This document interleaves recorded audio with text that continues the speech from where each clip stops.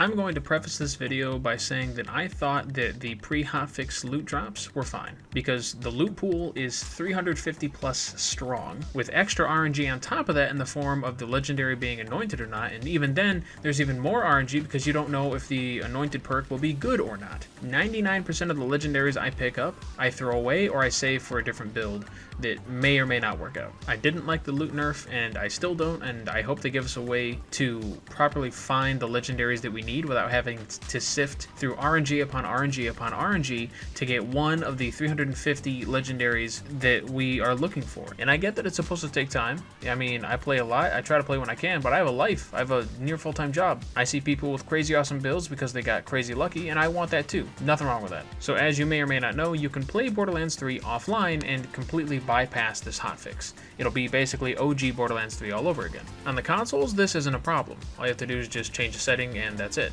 But on PC, it's a little different. You have to go through some hoops to properly do it unless you want to completely connect your internet.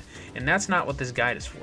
In this guide, I'm going to show you how to play Borderlands 3 offline while still being on the internet, still being able to watch videos while you're grinding or listen to music or talk to people in Discord. So if you're on Windows 10, here's what worked for me. What you do is you go down to your taskbar on the bottom, you go to show hidden icons, and you find your Windows security.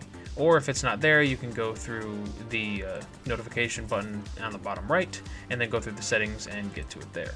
But anyway, you go to the Windows security, right click it and go to view security dashboard. Once it's loaded up, all you have to do from there is go to your firewall and network protection.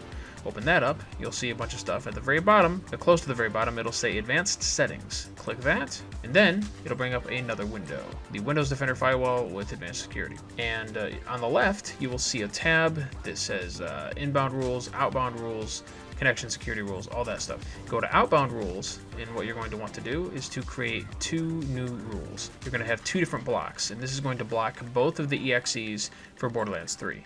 Now, initially, I only had one block, and that worked for a little bit, but that stopped working. So I had to have two because it was a total of two .exe Borderlands 3 programs that the game was running from, which meant the connection was going through. So you have to use your firewall to block these connections. And from there, you go to new rule, and you'll keep it as a program, hit next, you'll find the program path, which will be, in my case, the C drive, because that's where it initially downloaded. And then you will see that it went under Borderlands 3, the folder, and then right after that, the Borderlands 3.exe. That's the first place you can find it. And you'll want to create a rule for that and make sure that under general, when you right click and go to properties of that rule, it'll say at the very bottom of action, you'll have allow the connection if it is secure, and then block the connection. You want to block it. It needs to be blocked. And that's all you need to do for that rule. You can move on to making the second one. Before I made this second block, I was wondering how the connection was getting through. So with the help of my friend, we found out that the second EXE that popped up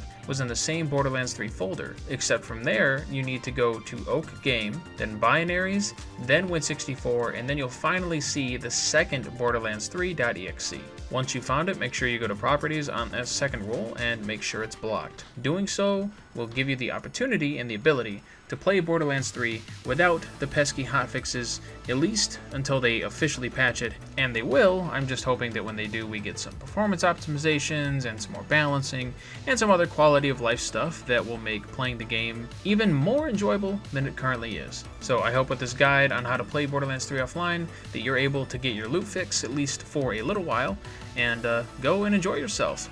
Farm some bosses, get tons of legendaries, throw away 97% of them, and yeah, I hope you guys enjoyed this video. If you did, hit that like and subscribe button for more Borderlands 3 content coming up very soon, including a lot of endgame anointed legendary reviews and this crazy Zane build that I haven't seen other people use yet that I'm using that's turning out pretty well. So thanks for watching, and I'll catch you guys next time.